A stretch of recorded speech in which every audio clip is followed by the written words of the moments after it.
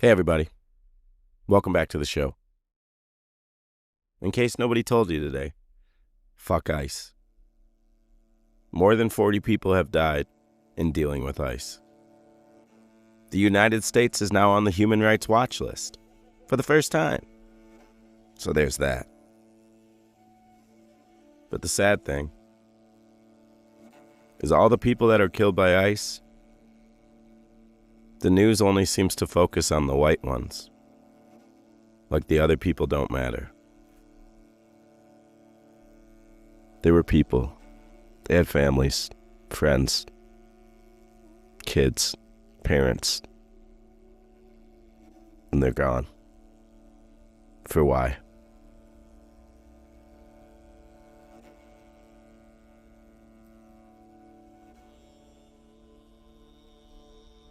I hear it before I see it. It's a helicopter.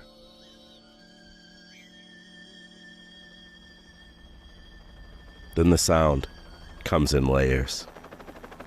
Megaphones, boots, metal clinking.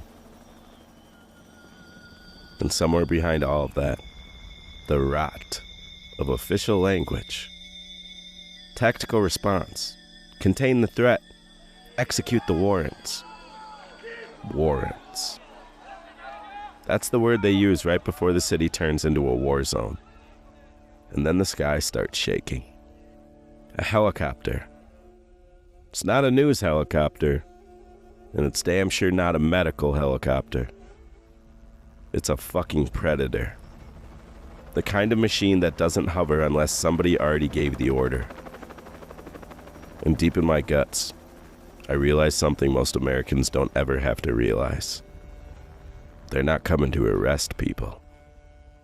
They're coming to erase people. What's good, everybody?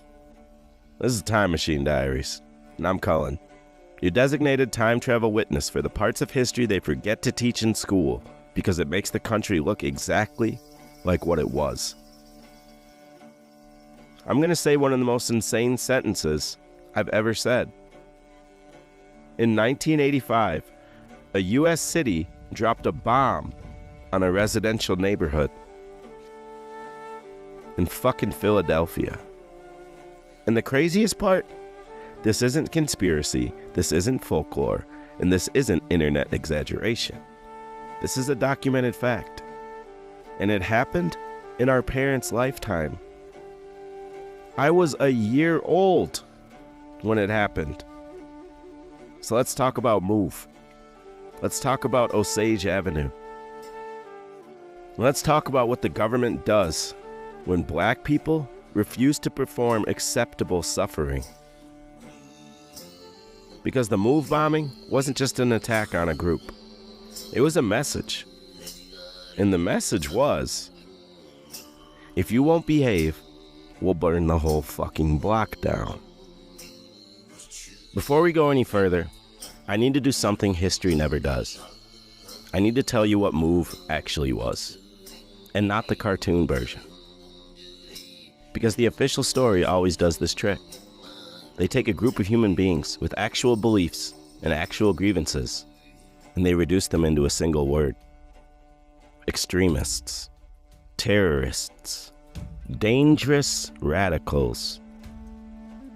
Militants. And once you turn people into labels, you can do anything to them. MOVE wasn't a gang. MOVE wasn't a random cult. And it wasn't a bunch of people who woke up one day and said, let's start problems. Nah. MOVE started in early 1970s Philadelphia, in a city where black communities had spent decades getting cooked alive by the same institutions that claimed to protect them. MOVE was founded by a man known as John Africa, born Vincent Leaphart. That name matters too, because the Africa wasn't a stage name. It was a rejection. It was them saying, we're not going to wear the last names of systems that fed off of our bodies. MOVE's worldview mixed black liberation politics, anti-police beliefs, communal living, a harsh critique of industrial capitalism, environmental and animal rights, and a total rejection of what they saw as an unnatural, violent, modern order. That last part is the key. MOVE wasn't trying to fit in. MOVE wasn't trying to be respectable. MOVE wasn't trying to get invited to a city council luncheon and smile for the fucking camera. They were trying to live outside the system. And America fucking hates that. Because in this country, you can be poor, you can be broken, and you can be dead inside. But how dare you not be obedient? And MOVE didn't just criticize the system. MOVE rejected it. And when oppressed people reject the system responds like an immune system. It treats you like a disease. And let's say this quiet part out loud. MOVE was treated like an enemy force because it was a black empowerment group that refused control. Not because they were the most violent group in America, not because they were the biggest threat to public safety. And I'm gonna prove it to you with the most obvious comparison possible. The KKK, better known as the Ku Klux Klan, has existed for over 150 fucking years. The KKK didn't just say offensive things. The KKK didn't just protest. They fucking lynched people, tortured people, burned homes, bombed churches, terrorized entire counties, worked hand in hand with respectable law enforcement for generations. I know you couldn't see it, but I was doing the air quotes on respectable. They murdered civil rights workers and carried out organized racial terror as literal political strategy. And in modern America, they're still fucking around. Not always in hoods. Sometimes they're in polos. Sometimes in patriot groups. Sometimes in heritage organizations. And hiding inside our institutions. But the ideology didn't die. It just changed fonts. So here's my question. Where are the helicopters? Where's the bombs? Where's the 500 officers surrounding their homes? Where are the blocks burned down around them? Where are the police firing 10,000 rounds into their neighborhoods? You don't see it. And you know why? Because white terror gets treated like a cultural problem, not a state emergency. White extremist violence becomes a few bad apples, isolated incidents, mentally disturbed lone wolves, economic anxiety, troubled youth. Aw, come on, he had a rough childhood. But black resistance? Black resistance gets treated like a national security threat. Black resistance becomes militants, terrorists, dangerous radicals, enemies of the state. And suddenly, things that should be unthinkable become tactical decisions. MOVE was inconvenient. MOVE spoke too loudly. And MOVE was a mirror. MOVE forced the city to look at itself. Its policing, its racism, its poverty, and the hypocrisy. And this is the unholy truth about power. Power can forgive a lot, as long as you don't expose it. And MOVE fucking exposed it. So the city didn't just want them controlled. The city wanted them erased. Not because MOVE had the power to overthrow the government. They definitely didn't. But because MOVE had the power to do something scarier. They had the power to make people question authority. Before we go any further, before we talk politics, tactics, reports, commissions, and excuses, I need to do what this country has never been good at doing. I need to say their names. Not as a headline, not as a footnote, not as members of a group, but as people.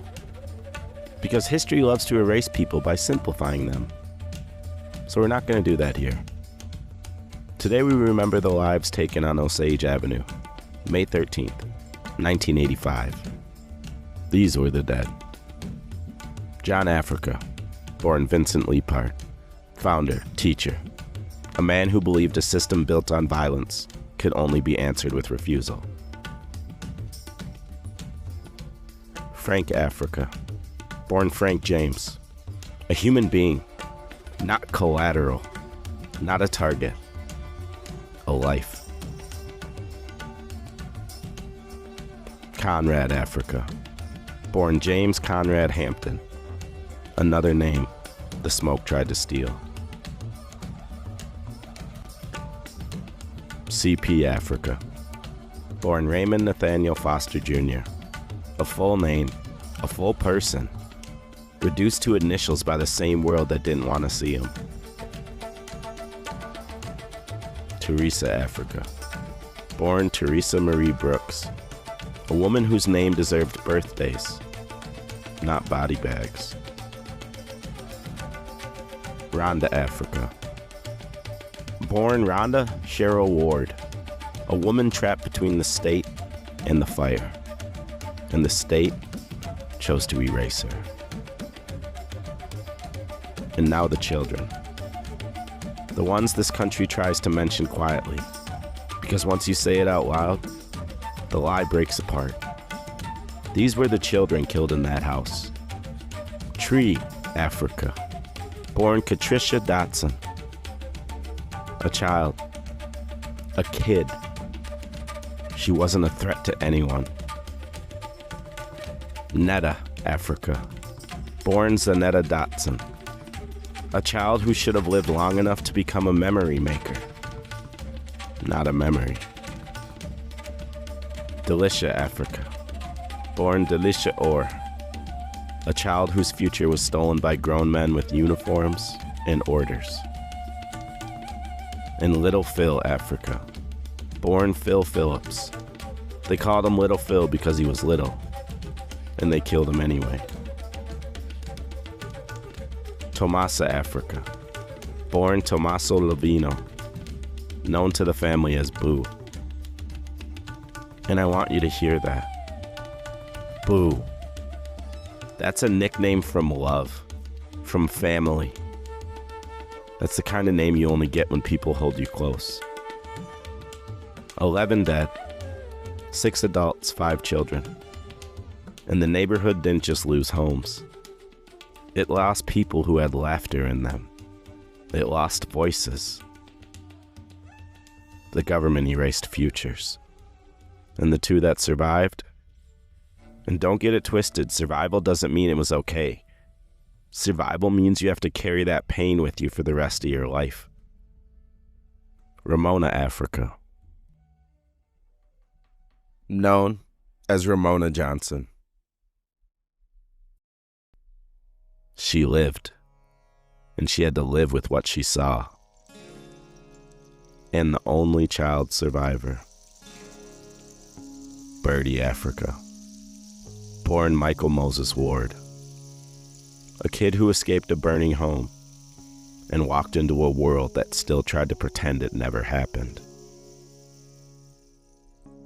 So when anybody calls this a tragedy, when anybody calls this a mistake, when anybody tries to tell you this wasn't deliberate, you tell them those names. Because that's what the bomb tried to do. It tried to turn human beings into a footnote. And we're not letting that fucking happen. Not here, not today, not ever. The most important thing you can take away from this is that they were people, they were children, they were family. They were individuals who died in a fire the city chose not to put out. Those names are the difference between memory and propaganda. Because propaganda loves nameless people. Injustice starts where names begin. And if you don't think this is about race, let's make it simple. There is no universe where they drop explosives on a white row house with kids inside, burn 61 homes, and call it a mistake. That only happens when the people inside are already seen as disposable. And Black America has spent centuries being treated like collateral. MOVE begins in the early 1970s, 1972 to be exact, founded by a man who became known as John Africa. MOVE was not a neat, sanitized civil rights group with good PR and approved slogans. MOVE was loud, confrontational, anti-police, anti-establishment, anti-modern industrial society. They believed modern systems were violently unnatural, The food, the policing, capitalism, pollution, all of it. And in the 1970s and early 1980s, MOVE and Philadelphia police were already locked in years of conflict, surveillance, confrontations, arrests, escalating hostility. So by the time we get to the 1980s, the city doesn't view MOVE as residents. The city views MOVE as a problem that must be handled like a war.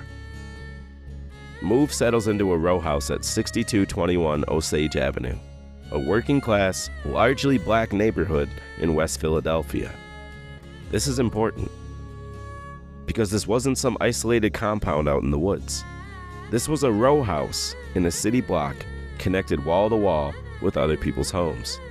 Kids lived there, families lived there, old folks lived there. People who got nothing to do with MOVE lived there. And when the city decides to solve MOVE with heavy force, they're deciding consciously that the neighborhood is acceptable collateral.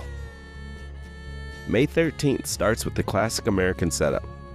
Police have warrants. They claim danger, weapons, or an urgent threat. And then they do what police always do when they're afraid. They show up with enough manpower to invade a country. Nearly 500 officers are involved. Neighbors get evacuated. The streets get sealed. The mood turns from law enforcement to siege. And then it escalates. Tear gas is used. MOVE fires back. The police return fire. And this isn't a few shots. This is a full militarized shootout. More than 10,000 rounds were fired by police. Let's pause there. 10,000 rounds in a residential neighborhood. That's not policing. That is a war on American soil. And when you fire 10,000 rounds into a city block, you're not trying to safely arrest anyone. Eventually, the police commissioner, Gregor Sembor, authorizes something that still sounds fake when you say it out loud. They decide to use an explosive device. A helicopter hovers over the house, and police drop 2 explosive entry devices involving Tovex and components including C4 onto the roof of the MOVE home. The explosion ignites a fire, and the city has a choice. A choice that proves what this really was. They could contain the fire. They could try and treat it as a crisis. Instead, they let it burn. Firefighters are held back. The fire spreads. Row houses are connected. Fire doesn't give a shit about warrants. It eats everything. And by the end, 61 homes are destroyed. 250 people homeless. Not MOVE members. Families, neighbors, children. Inside that burning home were human beings. And when the smoke clears, 11 people are dead. 5 were children, and their ages ranged from 7 to 13. Only 2 survivors escape. 1 adult, 1 child. Imagine being that child. Imagine watching a city decide you're worth less than the inconvenience of letting a radical group exist. And then later watching America pretend this is just a tragic incident. No. This was a government decision. And it's one of the clearest cases of state violence in modern U.S. history. Not because it was unique, but because it was blatant. They didn't lynch them in the woods. They didn't disappear them quietly.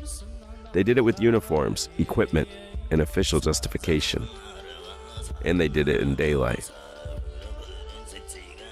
Afterwards, investigations occurred. Officials admit mistakes, bad judgment, poor planning. But this is America, so you already know what happens next. No criminal charges for leadership, no prison time, no justice. The city later faced lawsuits and legal accountability in civil court. But the core truth stands. A bomb was dropped, children were killed, and a neighborhood burned. And the people who authorized it went home and had dinner with their families. That's the part people have trouble processing, because America is trained to believe that only other countries do that. Only dictatorships, only third world nations, only enemies. But Osage Avenue says, nah, man, it can fucking happen here too. Move wasn't perfect. Move wasn't easy. Move didn't play nice with polite society. But here's what matters. You cannot justify bombing a neighborhood with children inside. You cannot justify letting fire spread across a block. This was about power being challenged. And when power gets challenged in America, especially by black resistance, the response, historically, is overwhelm, humiliate, destroy, then rewrite history to make it seem necessary. That's the cycle. And if you think I'm exaggerating, look at the language we still use. When it's black resistance, terrorists, thugs, criminals, animals, violent radicals. When it's white violence, lone wolf, troubled youth, mental health, bad day. Move didn't get the benefit of the doubt. Move got fucking bombed. And let me drag this into 2026 real quick, because this isn't just about 1985. This is about a system that still believes certain communities are disposable. We've watched militarized police roll tanks into neighborhoods. We've watched non-lethal rounds take out eyes. And we watched the government create an entire culture where it says if the state says you're dangerous, then anything done to you becomes reasonable. That is what Osage Avenue teaches. That the state gets to decide who counts as a citizen after the fact. And if you've never heard of Move before this episode, I want you to understand something. That ignorance isn't random. It's curated. Because if more Americans understood that a U.S. city once dropped a bomb on its own people, it would crack the mythology. So this is me cracking it for you. This is me saying, May 13th, 1985 wasn't an accident. It was a decision. And it happened once. It can happen again. Maybe not with helicopters and bombs. Because the first thing that burned on Osage wasn't the block. It was the illusion. And once you lose that illusion, you start seeing American history for what it really is. A country that keeps calling itself free, while repeatedly proving it will destroy you the moment you demand to be treated like you matter. This is the Time Machine Diaries. We remember what they want you to forget. And if you want more episodes like this, you already know where to find me. Now go look up Osage Avenue, I'm dead ass, and ask yourself, how the hell did they convince us this wasn't the biggest story in America? Because it should have been. It still should be. All right, y'all. Happy Black History Month. Stay safe. Fuck ICE. See you next time.